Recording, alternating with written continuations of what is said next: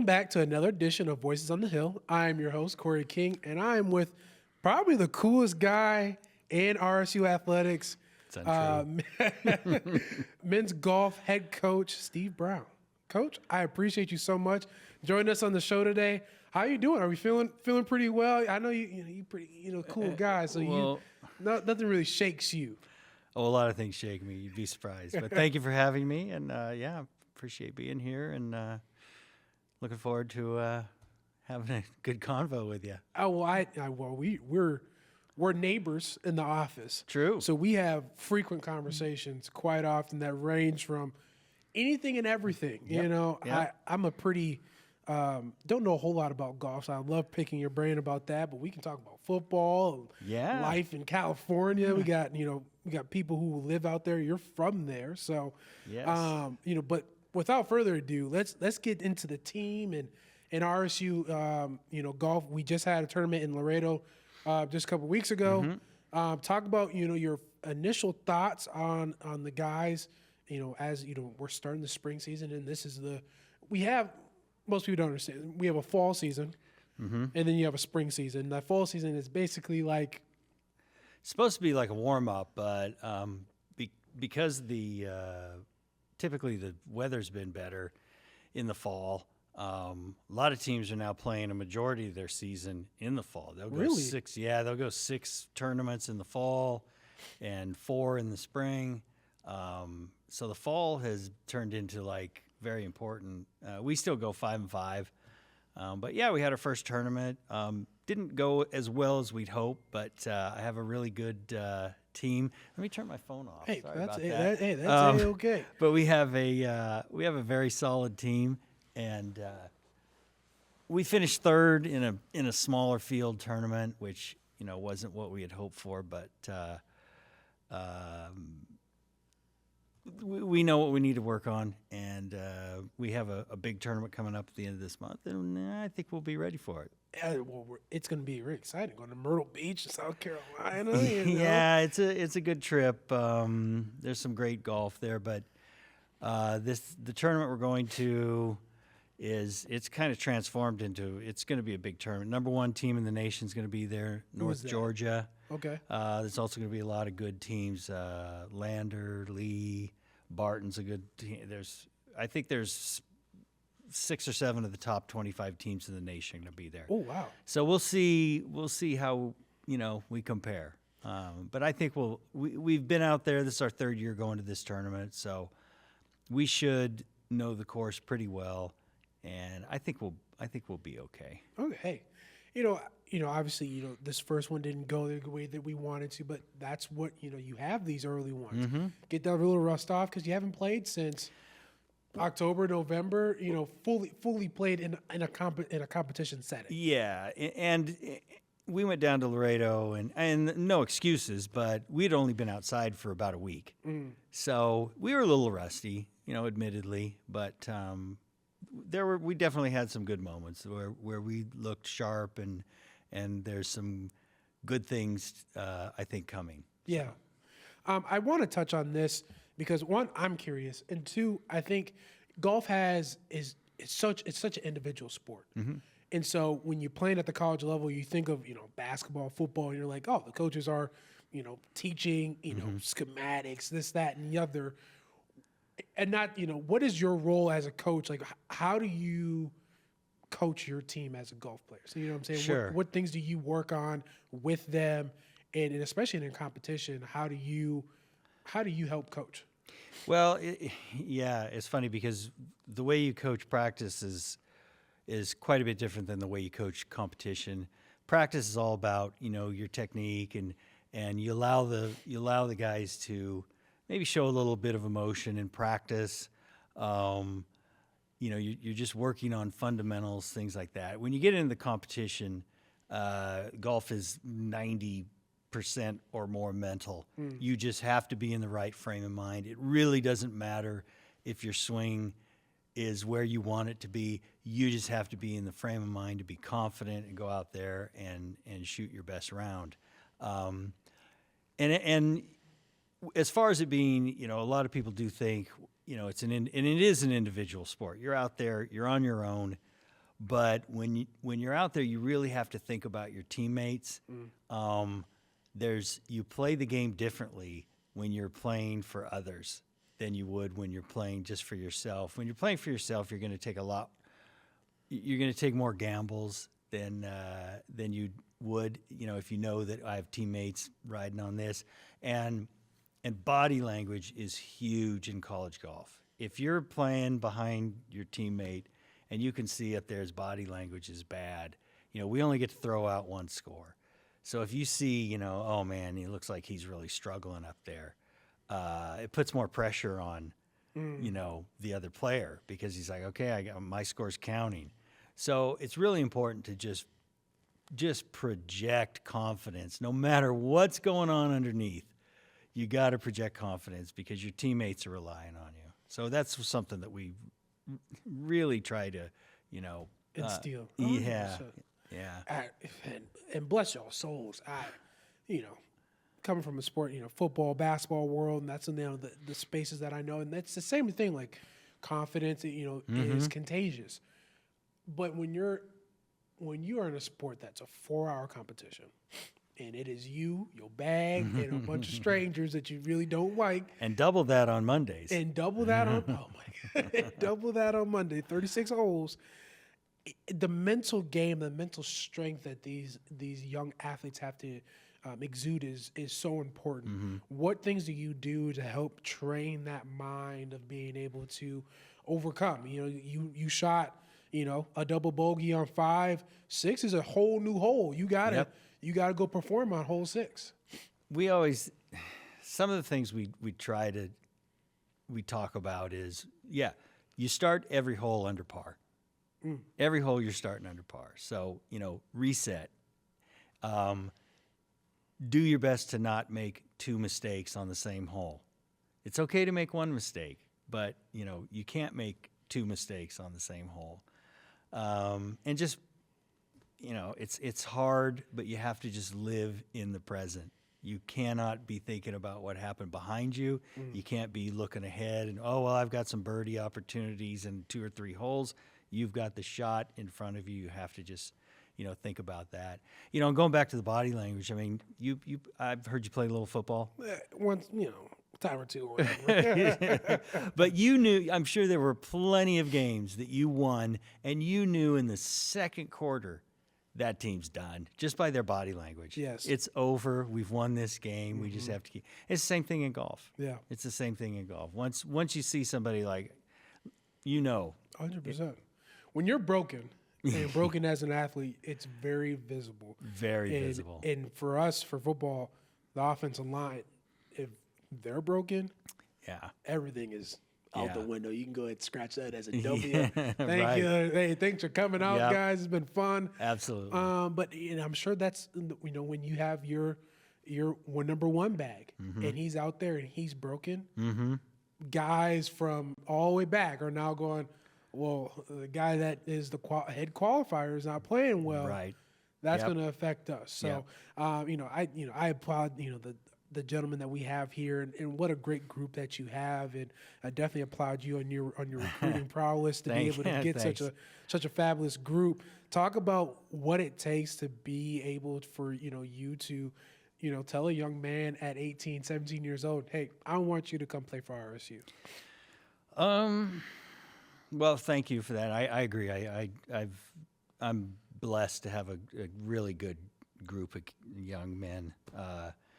To come, really with RSU. Well, first of all, I try to any kid that's looking at going Division II. I always tell them how in Division I, you've got Oklahoma, you got Oklahoma State. Those are they're in the top 5 golf. There's a reason why the best college players come to Oklahoma. And so, I try to convey that message to them for Division II. Other than that, it's just, Rogers State is, honestly, it's all about the people here. I don't know how it was at Winona. I'm sure it was great. I know the coach there. He's a good guy. But with Roger State and just, like from my experience when I played out in California, coached out in California, and it was a bigger school, but I didn't know any athletes from any of the other programs. I didn't really know, other than to say hello, any of the coaches.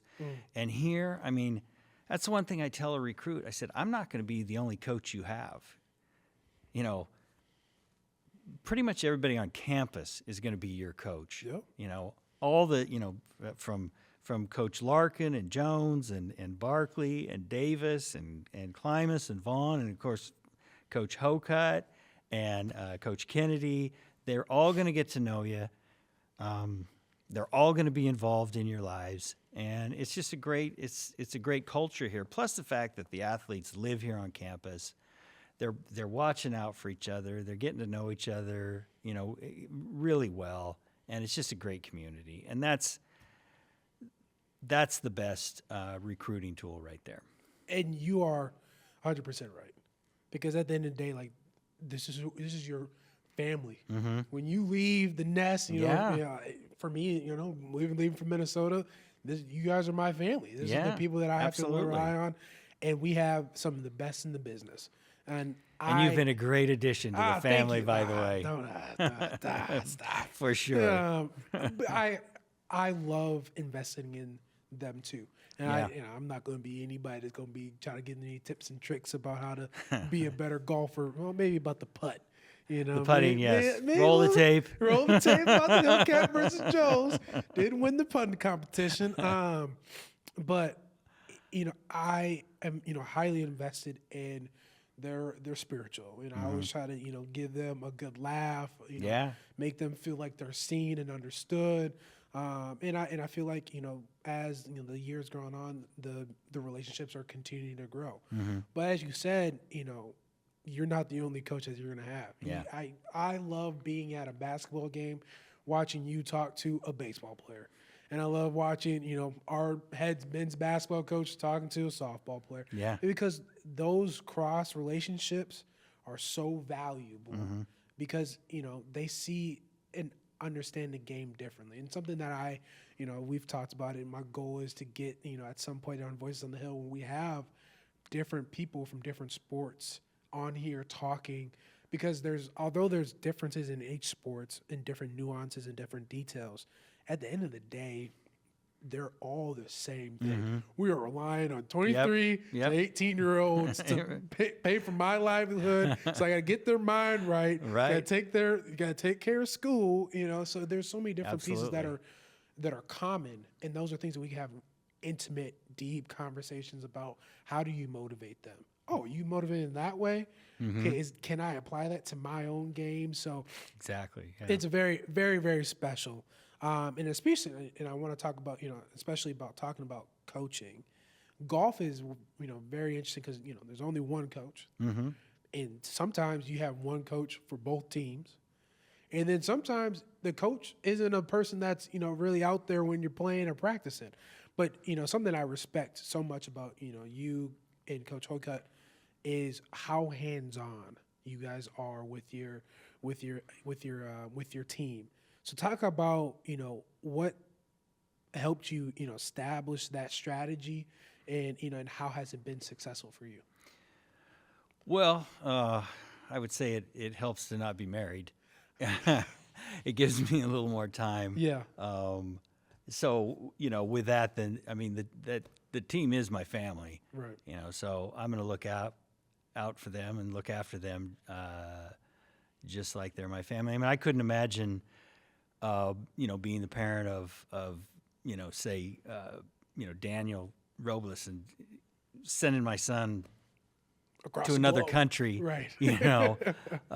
whatever, 4,000 miles away, or Jack Roach, so, and I try to stay in contact with the parents as well.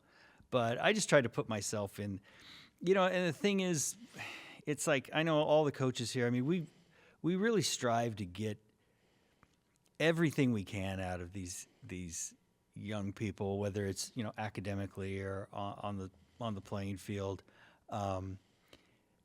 and hold them accountable and maybe teach them some things about discipline, which my guys learned a little bit about that this morning in workouts.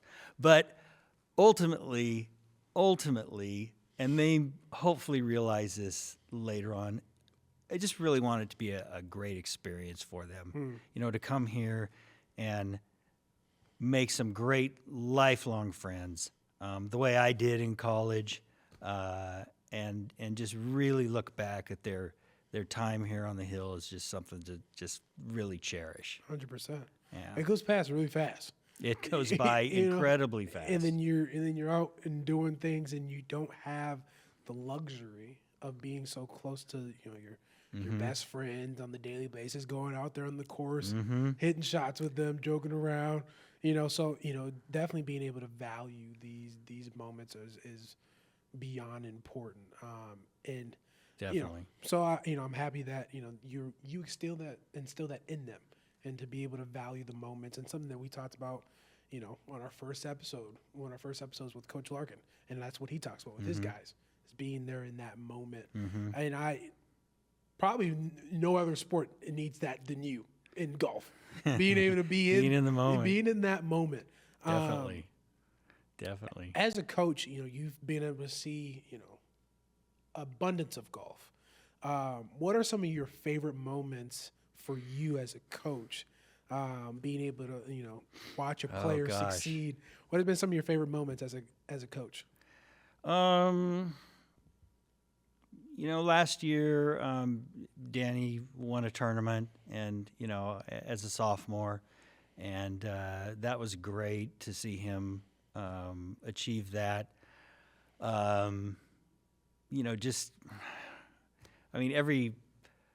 Some of the guys, just every tournament traveling like with Elliot is just really fun. I remember one of my first years here, I had a kid from Sweden, and we went down to when St. Edward's had a program down in Austin, and it was a good tournament, but it was 8-hour drive back. Oh, wow. And I remember at the end of the year, he asked me, he says, "Coach, what was your favorite moment from this year?" And I thought about it for a second, and I said, "You remember when we went down to St. Edward's tournament? The drive back, all of you stayed awake." Wow. And he goes, "That was your favorite moment?" I said, "Yeah, it just was a great, time. You guys kept me awake. Everybody was talking. It was really enjoyable." And we had won a tournament that year, maybe two. I think just one, but and that was great too. But having the three guys I had for the first 5 years here, Luke Palmowski and Aiden Gavey and Gonzalo Chavez, those guys were great. I learned more from them than they learned from me, definitely. But we've just, like you said, I've been lucky. We've had some really awesome people come through the program, and just getting to, sometimes you forget, you think like, oh, I got to do this and that. But then I have to remember, look at who I'm getting to do it with. Yeah. 100%. So coaching is so much about, like the financial gain may not be, over the top or abundance in some places, but it's about the people and the kids that you're influencing, because it's lifelong.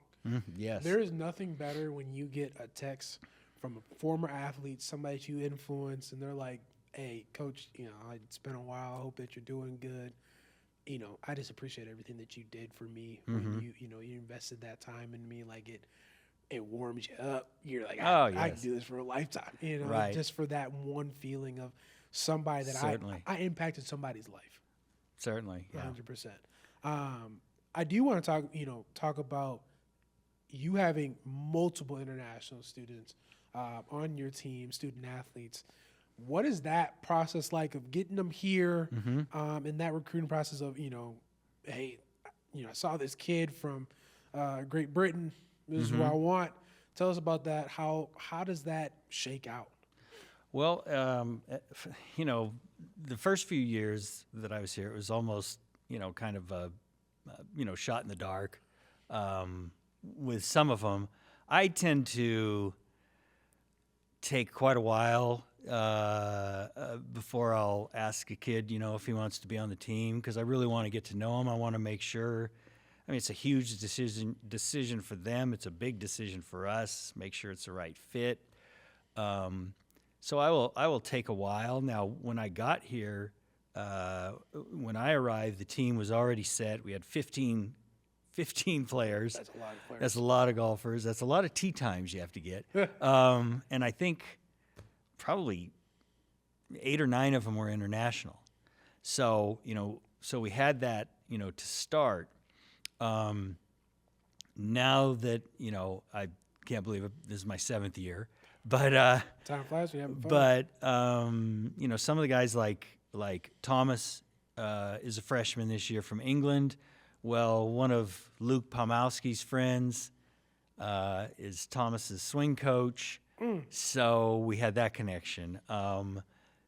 Daniel is here because Gonzalo played in the same tournament with him in Spain before he and was able to. They were able to talk and he got to know a little bit about RSU before he signed. I have a player from Spain coming in next year who a lot of the internationals use recruiting agents. And he had the same recruiting agent as Perico from Spain, who's on the team this year, and Danny. So, and Elliot came when I first arrived. There's a player, Ewan Delample from France, great guy, and he told me about Elliot. So now it's more of like, there's some connections that are being made internationally. And even Jack from Australia, one of the swing coaches that Jack uses back in Sydney, I coached in California. Wow, really? Yeah, back in the day. So I called up, his name's Will. I said, Will, do you know a kid named Jack Roach? He says, yeah, as a matter of fact, I do. So, that was that. Yeah. The recruiting trail is all about who you know. Mm-hmm. And that goes for any sport because as parents, y'all know, try to convince a young man, young woman in that, teenage, adolescent age about trying to do something. It's very, very difficult. It's difficult. And, and you got to be able to, there has to be something to connect the dots for them. Mm-hmm. And if you have a connection, great. A lot of times it's about getting them on campus, allowing them to meet your players and that kind of and those kind of things. When you get them here, I mean, they're able to come and visit. What things do you try to do to help them be like, yep, this is RSU is the place for me? Well, we have a nice campus. We do have a nice campus. It's small, but it's big. It's really well laid out. Yes. Condensed, and it's to itself. That's what I continue. It 100%. Has a great view up front of Claremore.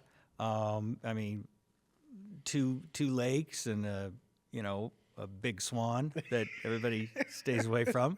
Not really friendly. Not friendly. But we have terrific facilities, baseball, softball, soccer. The housing, is nice and convenient. So just the whole convenience of it all is something that we always talk about. And typically, what's nice is when we walk around, and I've shown them, we'll probably run into, Dr. Bath, who's always friendly to me and to all the athletes, or Dr. Andrews, or even Dr. Rice. On occasion you run into him, and he'll always take a few minutes and make time. So, and again, it's going back to the people. It's a good location. It's a nice campus, and the people are the top. Yep. So. And then you have great players to play with. Mm-hmm. That's the other piece is, I've been on recruiting visits, and, you're like, yeah, I'm not going to be able to vibe with this person, you know? And right. You can feel that. So, because it's, these are the people that you're about to spend night and day, and especially for you guys. We didn't travel like that. On an Right. airplane, Right. driving. I mean, obviously we drove to different games and stuff, but it's a different type of relationship. Yeah, I always tell at the beginning of the year, I always, ask the guys, you love your family? Do you love your parents? Yeah, okay. Do you want to spend every second of every day with them? No. I said, that's how it's going to be here.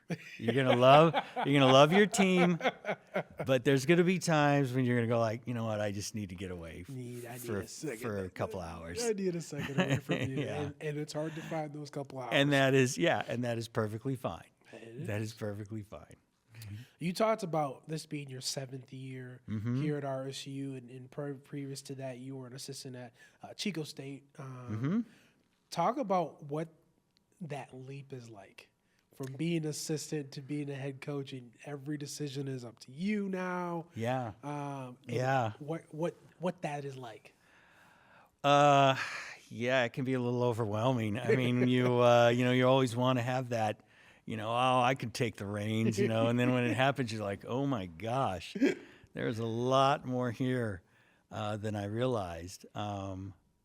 Yeah, it can be quite daunting, Yes. a task. And especially, with golf, I mean, we pretty much have to handle everything. So, we're picking out the uniforms, we're the travel agent, we're, everything. And with golf, we set our own schedule. So we have to kind of negotiate within our budget what tournaments we can afford to go to. You have to have so many times that you face your regional opponents in golf. So we have to, manage that. So yeah, you have to kind of be the jack of all trades, managing the P card, which is always. Shout out Kim. Yes, shout out Kim. This is 2 shout outs in a row. So yeah, it can be. Sometimes you just get in there and you're just overwhelmed. So many things are going, and then on top of that, you have to coach your players. And That's why they hired you. Yeah, and each one of them is very much an individual, and so you have to look at them all differently and coach them up differently. So, and have a game plan for that. But I wouldn't. Obviously, I've left everything behind. Nothing else I would like to do than Right. this. So, yeah. I'm curious, for football, basketball, and wrestling. There's a different style of play regionally. Would you see that to be the case for you coming from California, seeing players in Oklahoma and international players coming in, and being a part of your team? Is that something that you've seen that like, I got a kid from here.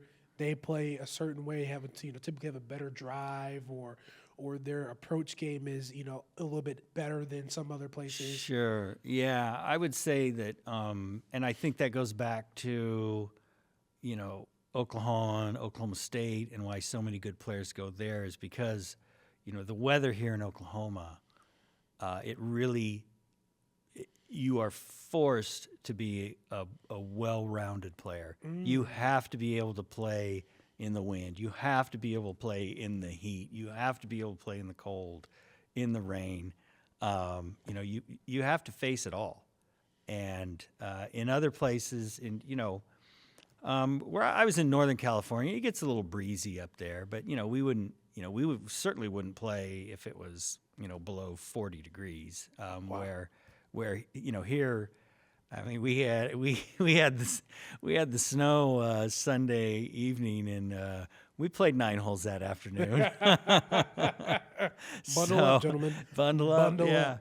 So I think that, and especially Southern California players tend to hit the ball higher, Okay. which would not work as well here in Oklahoma. So it's at certain times of the year. Right. So, there are some different styles of play based on where you are. Yeah. And for yourself, what kind of style of play? I know you get the clubs out when you can. A lot of times you're just in the cart by yourself. But when you are able to get the clubs out, what kind of player would you say that you are? Pretty casual now, very recreational. I do like to go play, with the guys. It's hard though, because it's like all you can do is embarrass yourself. I mean, they're looking at you like going, "Oh, well, he's our coach," and then you go out there, and if you're having a bad day, it's like, "Why is he coaching us?" So. I played with some of the guys after the season. We played a couple of times, and I played pretty well. I was really proud of myself, and I putted really well, and they were pretty impressed. I mean, I didn't beat them. I didn't beat any of them, but it wasn't even close. But I was really happy. But yeah, nowadays it's just I play with three of my buddies from college. We get together usually twice a year, and we have a few rules. We always bump the ball, give ourselves good lies, no three putts, and pretty much anything inside 4 feet is good. So there's nothing like working on a golf course, and you start to see some of these guys. Yeah. Oh, yeah. Don't even need to get in the hole. Yeah. I mean, the ball's still moving. That's good. Pick up and go. Pick up and Pick go. it up. Time waster, we call him. That's time waster. Move on. It's another whole nother show. I got to read the green. Talking about reading the green, how it's so surprising. Mm-hmm. You got to be so good at geometry. Oh my gosh, almost. You guys, I'm a math minor. I should know these things off the top of my head. The geometry and how to find the right angle. You got to slope here, so you got to aim it up the slope so that it comes down the slope. Tell me what that experience is like for you as a coach. Obviously, you are more experienced. Guys will be, "Hey, coach, I need you to help me read the green here." Tell me, how do you become an expert at that? You just be around the game for 50 years. That'll do it. That'll do it. That'll do it. Honestly, it's just being aware. It's, I don't know if there's any real secrets to it. It's just, kind of understanding topography maybe a little bit. I mean, if you've got a hill over here and your green's here, it's probably going to go that way, I mean, like we go out to Cherokee Hills quite a bit and play, and there's a hill, kind of everything breaks towards the casino, pretty much. Gotcha. Next time you play out there, Corey, everything breaks towards the casino. Gotcha. Make sure to buy my clubs first.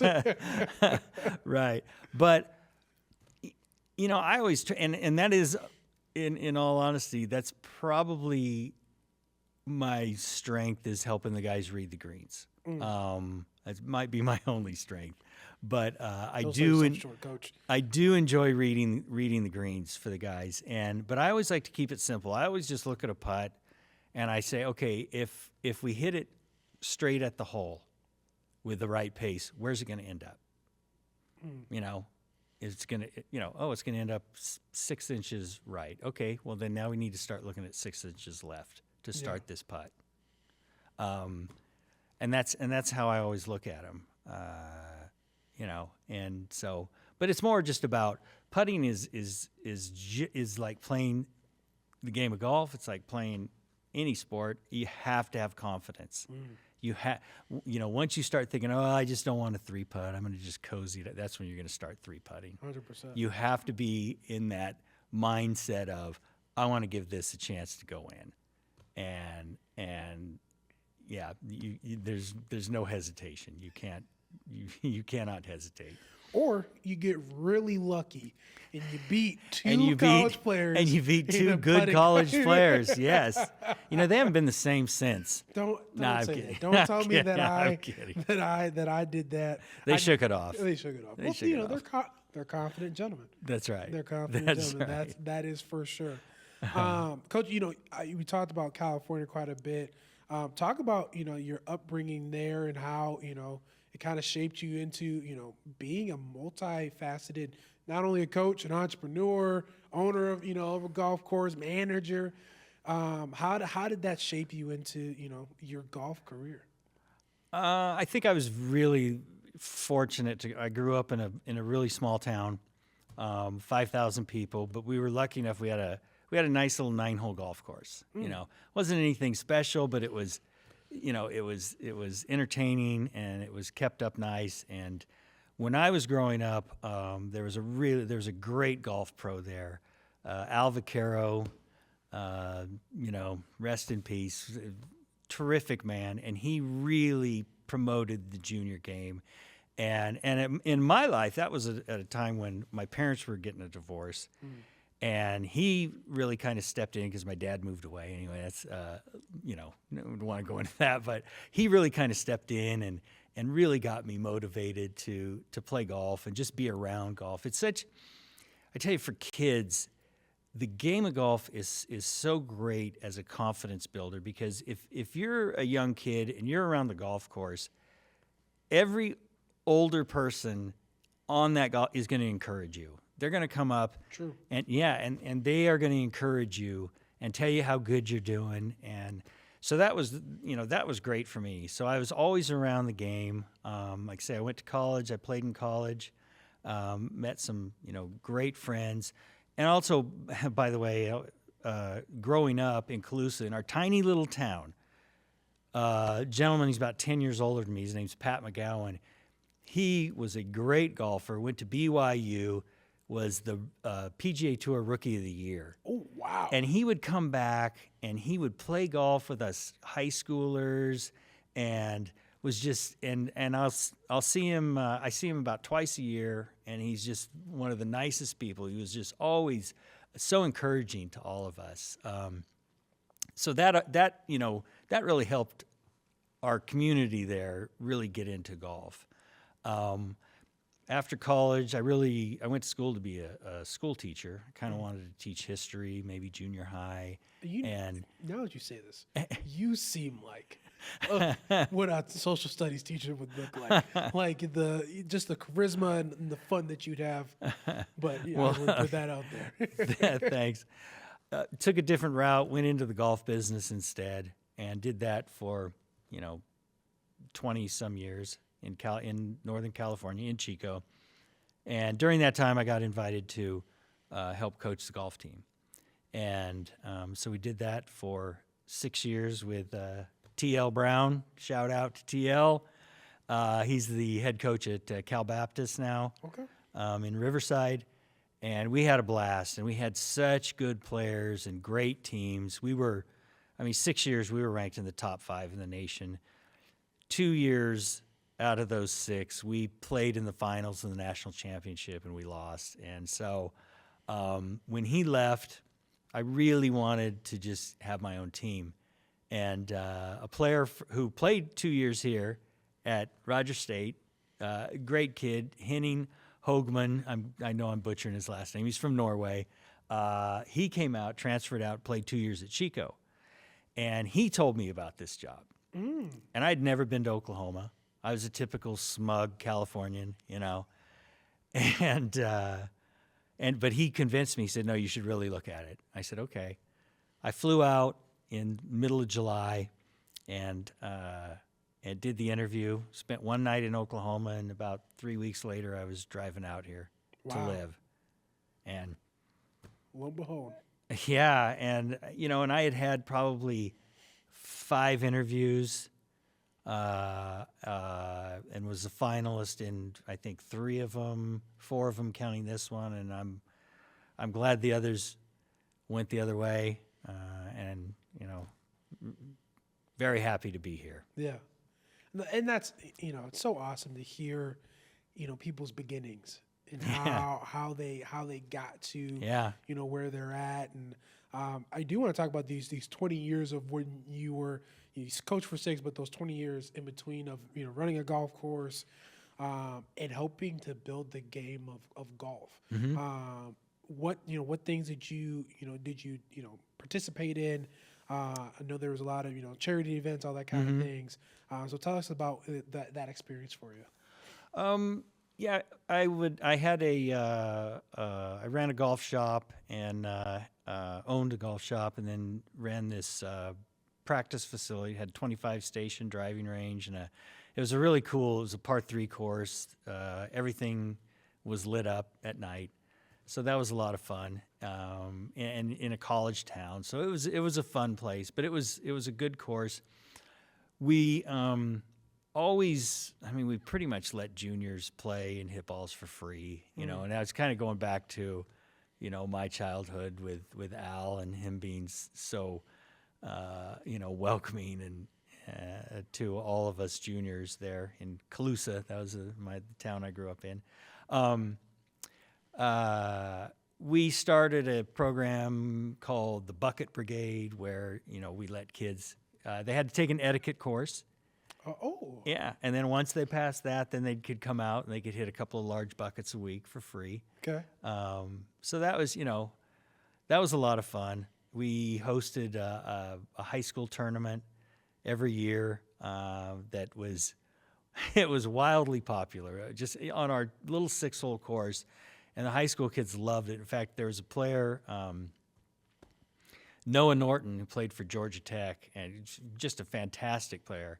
And he flew back from a big tournament early because he didn't want to miss our tournament. That's amazing. Yeah, Kurt Kitayama, who won the Honda last year, played in our little tournament at Skyway. What? Yeah, he would come out with his team and practice, and so it was just a great time in my life, and I'm thankful for all those people who I got to interact with in those days, and but yeah, and I miss them, but I'm glad I'm where I am now. That is the tough part. All good things come to an end at some point. Yeah. But you got to embrace the new journey ahead. And Yeah. But no, I think change is good. Change is good. But it's so important how you impacted those those young minds of getting them out there and allowing them to play for free. Tell me about the etiquette class. I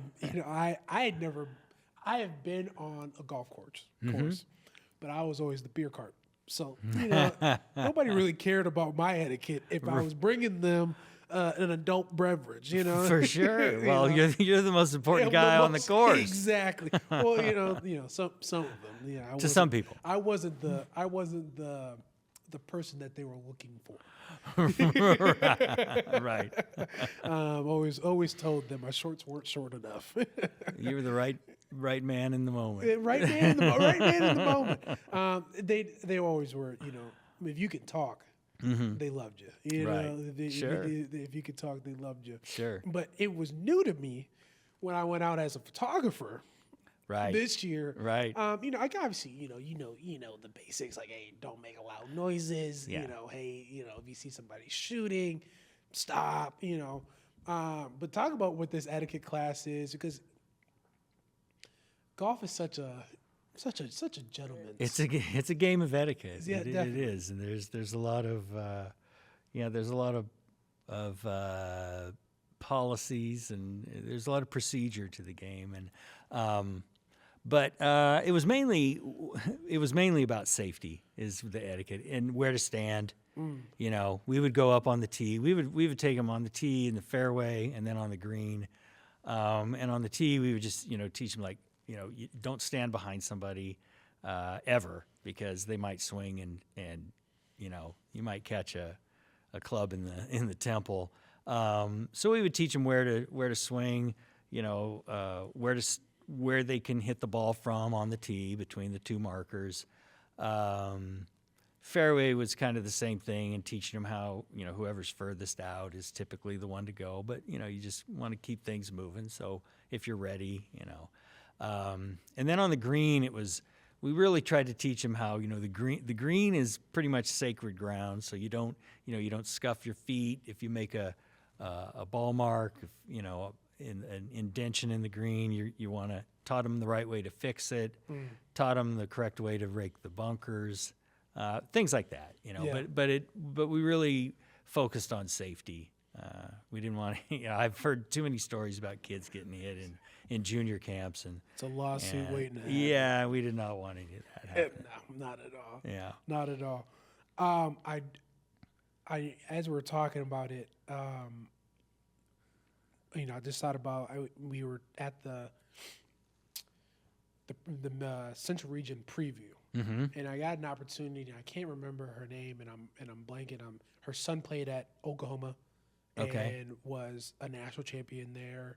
Okay. But we were, you know, I'm sitting there taking pictures, and all of a sudden, this girl is stuck because her ball was in the roots. And so, you know, the referee, Okay. or the Sure. The official. the rules judge was there, and she was, you know, setting things up and telling her, hey, like, you know, you can do this. And she came over to me, and we sat there for probably an hour, probably 45 minutes, and we're talking about the rules of golf Oh. and how, like, how they fluctuate, and like it's almost like, you know, in the moment kind of thing, because there's so many things that could go. Have you ever had an opportunity to officiate a golf course, or Not in an official capacity. No. Now, when we go out and qualify, yeah, I have to do it quite often, and sometimes I'll carry a rule book with me because, and I've told you I used to officiate football. I did that for quite a while, and I was the instructional chairman for our association for a number of years.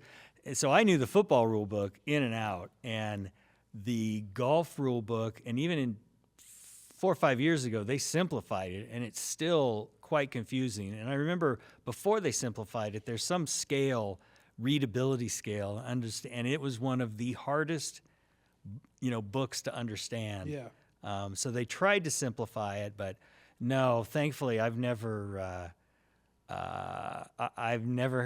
officially officiated a golf tournament, and I do not envy those who do. No.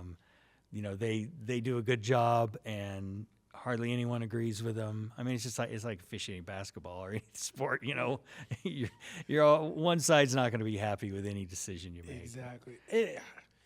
And I, like you said, like, bless their souls. Yeah. She was like spot on. Like, she knew it inside and out. She was talking to somebody, and she was like, I don't want to argue with you, but if you look at this book and the understanding, the comprehension of the rule, my decision is correct. And I said, oh, drop the mic. You know? Yes. And you know, you got to respect officials who don't take crap from somebody. And Right. Be like, hey, look, this is my job. This is what I do. Just respect me and what I came to do here. So Yes. Officiating in general, and speaking of officiating, you know, you being a football officiator, what was that like? I feel like officiators get such a tough job and get like such a bad rep. But if you have a good official, Yes. it changes. You know, a it's lot. just like well, I started it when I was 20 because, you know, I needed to make extra money to get through college. But I loved the game, and I did play in high school because I went to a small school, so, you know, we only had 22 guys on the team, but 22 guys on the team. On the team. Oh my goodness. Yeah, and I was a long snapper. Were you? Oh yeah. Awesome. And so anyway, so with officiating, you know, I always enjoyed knowing the rules, but it's just like officiating is just like any sport. You know, you have your mechanics, and if you know what you're doing, and you stick to your area, and you trust that your fellow official is going to stay in his area and officiate his, then you're going to have a great game. 100%. Yeah, and Some if you people don't do- over officiate, if you understand the flow of the game, was what, you know, we would always talk about in our pre games, you know, and preventive officiating, you know, safety of course, but, you know, if there's a hold over here and the play's over here, you know, that's when you just go to, hey, I saw that, now I got to watch you the rest of the game, and they Right. won't hold again. They wouldn't. You know, I had that so many times, you know. So that was I really enjoyed officiating. It was fun and just to be out there and the adrenaline because I mean every play you have the potential to get run over and just trampled. Because we're moving, and we're not worried about you. Nope. At all. No. Not even a little bit. So that was always I really enjoyed that. I'm happy that they moved The umpire to or the other side. even in the one that's like that was in the middle of the field behind the linebackers or Yeah. wherever. Yeah. Why were you? Yeah, there? that was the umpire. That was the umpire. Yeah. Back when I was, they might call him something different yeah, now. that's a dangerous place to be. Oh yeah. It's a dangerous place to Yeah, be. it's quick. A lot of speed, It's a lot quick. of power moving around. And you're only supposed to be about 5 yards off the ball. So and that's in where high school. and that's where the linebackers are at. Yeah, you're supposed to be right behind him. Yeah. They scoot up. So Yep. Yep. I'm trying to help you Yeah, out. yeah. You'll get downhill faster. I'm right here. Don't turn into me. That's good stuff. With golf has, obviously like each arena and each field, but each course has such a beautiful, ambiance to it and how people, make it and all that kind of stuff. Talk about some of your favorite courses that you've ever coached on or played on that ring a bell and you're like, yeah, if I could, put it all down and just go golf there every day, I definitely would. Gosh, that's a great question. Honestly, the older I get, it's more about going back. It's more about who I'm playing with. I mean, I would love to go back and play Spyglass Hill at Pebble Beach. Okay. I would love to go back and play that again. There's some courses that I usually go to, out in North Carolina once a year, and so I play them once a year, and I love them. It's very relaxed place, and the courses are beautiful. But I like just going out with some of the guys and playing Heritage right here. And Yeah. Bailey Ranch is a great course, really fun to go play. Cherokee's extremely difficult, but it's always in great shape. Yeah, I mean, honestly, I don't really have any like favorites. I've been fortunate in my life. I have played some really good courses, like some bucket list courses, but Which courses would those be? I played Pebble Beach. I played Spyglass. I've played Spyglass a lot. I played Cypress Point. I played San Francisco Golf Club. Played California Club. I played the Olympic Club. Olympic Club is really a fun one to play in San Francisco. Let's see, and then back in North Carolina, Pine Needles, Mid Pines, Southern Pines. Those are all great courses. But I enjoy, always look forward when I get to go play those. But I also really look forward to Who you're playing with? when I'm going to just go out here and, Yeah, like one of the guys wants to play 9 today. And so I'm looking forward to that. Awesome.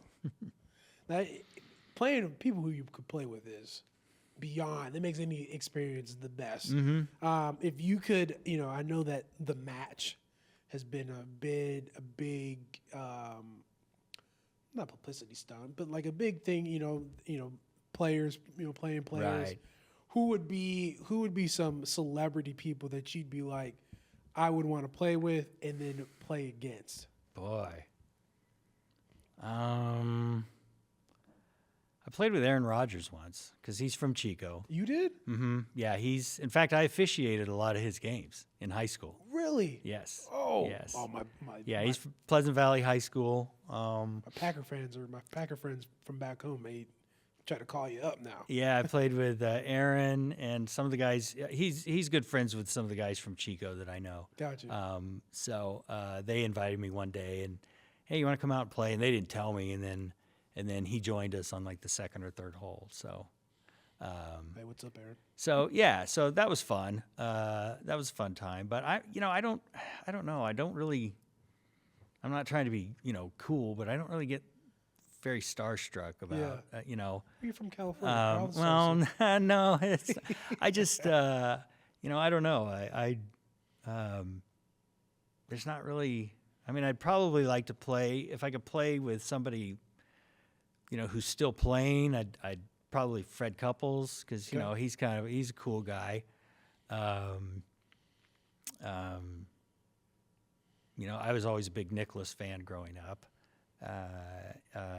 But I don't know. I've never really thought about like my dream foursome. Yeah. I played a lot of golf with my dad, and his buddy was this attorney who everybody called the Hawk, and he was the most entertaining person I've ever met. And off camera, I'll tell you a few stories. But I always and probably Peachtree Country Club in Marysville, California, was where they were members, and I always looked so forward to go playing golf with them. They were a blast to play golf with, and so awesome. that would be the one, I guess. If the one course I'd like to go back and play would probably be Peachtree. Okay. And then I love hearing about people's like the best person that they've ever seen. Like I have a couple of those guys that like I played Rick Spillman's adopted son, J.D. Spillman. Okay. So that was the old general manager of the Vikings, Right. and he had adopted a son. I remember we played him in high school. He was like untouchable. I had never seen anybody accelerate so fast. I played Antoine Winfield's son, who now plays for the Buccaneers. I played him in high school too. Who are some of like the best golf players that you've ever seen? Ever seen? Well, Tiger. I saw him out here at Southern Hills. Unfortunately, he wasn't. He's that poor guy's in so much pain when he plays. I almost think now that he's almost 50. I think he comes out more just because he wants the fans. He knows the fans want to see him. But watching him walk Southern Hills, you could tell he was in a lot of pain. But I saw him in 2006. I saw him in a practice round at a tournament. That ball made sounds that you just don't hear from. What is that? What does that mean? Like what? Oh, just coming off the club face. it's like when you throw bacon on a hot pan and it just sizzles off of there. Wow. Honestly. And you'd be down the fairway and you'd hear it coming over your head. And you knew that was Tiger. Wow, it's that distinct. Oh yeah. That's And a lot of guys, there's some other guys that could do that, but his was, that was 18 years ago. You could almost describe his swing as almost like a violent move. It was he really went after it. It was smooth, but it was powerful. Right. I used to go every now and then. I'd go down to the Pebble to the AT&T, and you'd see a lot of good players there. I don't know. I really haven't. Funny though, I haven't really been to a lot of professional golf tournaments. Well, you're at the the juniors trying to get the next one. That's right. Trying That's to get right. the next one. Now, when some of my guys start playing, and I have absolute belief that some of them will make it, onto some very big tours, I'll be there. That's awesome. I will be there. Yeah. Any like recruit that you're like that got away that you're like that kid turned out to be a really good player down the road?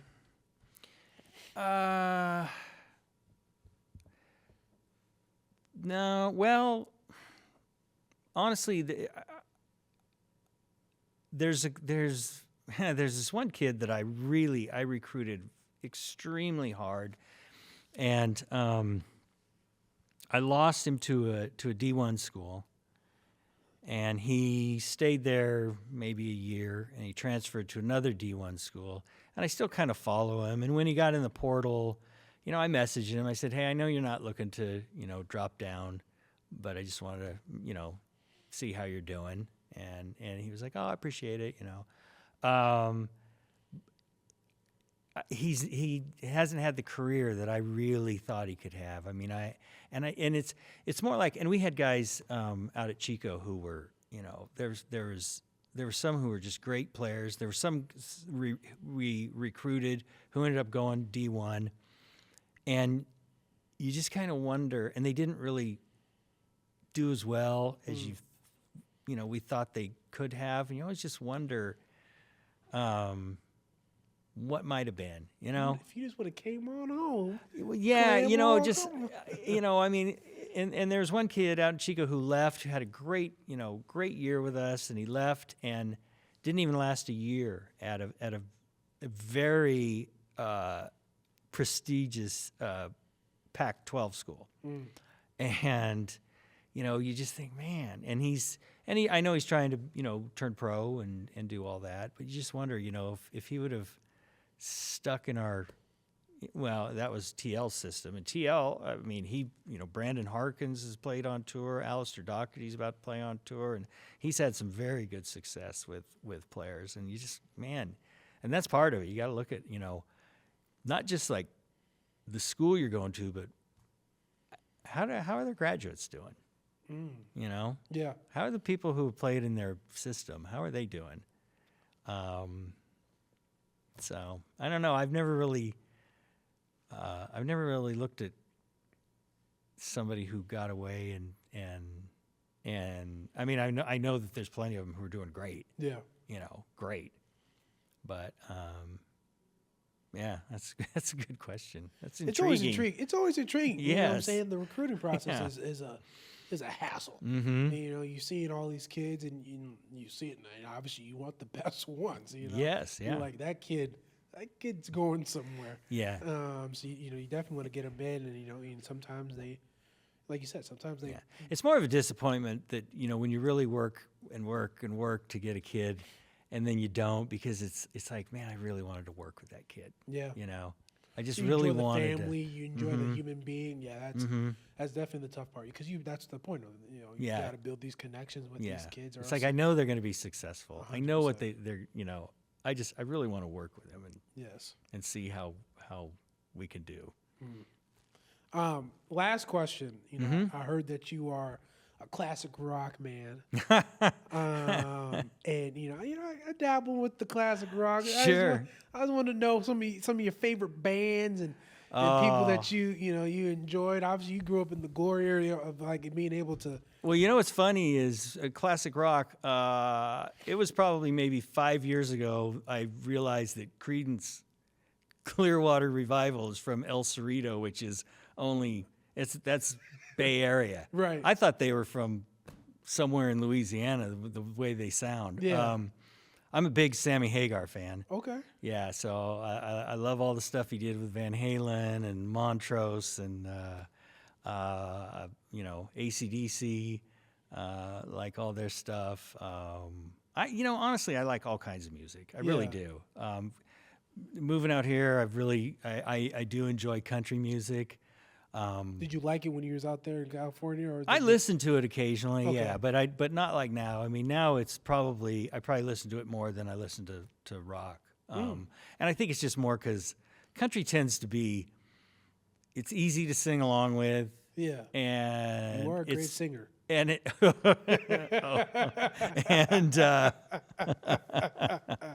okay, and it's typically the songs are happy. Yes. So I do enjoy that part of it. But yeah, I was always growing up in high school. That was when Springsteen was coming on. In the mid '80s, it was really getting popular. So I've seen Springsteen a couple times. I've seen Hagar quite a few. I've seen Pearl Jam. Okay. Were you ever a big Prince fan? It's funny. In high school, a kid transferred in I'll think of his name here in a second. And he was a year younger than us, but he was a really cool kid. Griggs was his last name. Anyway, he was a huge Prince fan. I don't know where he moved in from. He was, and at first we were like, Prince. And then we started like, wow, this is really good. This stuff's really good. He's incredible. Yeah. So Robert Griggs, that's who his name was. Gotcha. And he introduced our little community to Prince and the Revolution. Really? Yeah. Yeah. Shout out that Minnesota product right there. Yeah. Born yeah. and raised. We used to live right next to in the area where his house was. Oh, in nice. Chanhassen. Oh, very So cool. we used to go and, Very pop by cool. every once in a while. Yeah. Yes. But yeah, and growing up, I liked a lot of different music, and I still do. I still don't. If I listen to the same thing, I get tired of it. 100%. So Gotta keep it fresh. you got change is good. Gotta change Change is it, good. But I wanted to ask you one question for you. Is that the radio that my parents gave me when I was 10 years old? I think it might be. Does it still work? Can I try it? It's not plugged in right now, so I don't think. How did you? I called them. I called the Browns before Yes, before I we got appreciate on. I was that. like, "Hey, is there anything sentimental that we can?" That is a get? nice personal touch. 100%. What they do here at RSU TV, It's huge shout out. It is amazing. This isn't. We started out. You saw what we started out at in our first couple episodes. We're looking rough. But to Daniel and Brian and the rest of their crew, we appreciate you guys so much. I can't even. I don't know what I'm gonna do for you. I might throw y'all a party or something. We're gonna have to share some crushes. Absolutely. But we appreciate you guys so much for being able to set up such a wonderful set for us. And Is there an 8-track back there too? there might be. They have a nice collection of different antiques in here that this place has so much history, and a lot of people don't get to see what RSU TV does because you just see the production, but they have a nice little timeline on their wall about the history of this place and how this place has grown, and they got amazing people. Like you said, impressive. Our Rogers State has some amazing people here, but without further ado, Coach Brown, Steve, man, we appreciate you so much. Thank hanging out you. with us. Get to know a little bit more about golf, a little bit more about you and the fellas. We look forward to this spring season, and let's make this climb as high as we can. But for another edition of Voices on the Hill, I am your host Corey King, and this is head coach of men's golf Steve Brown, and we appreciate you guys for watching.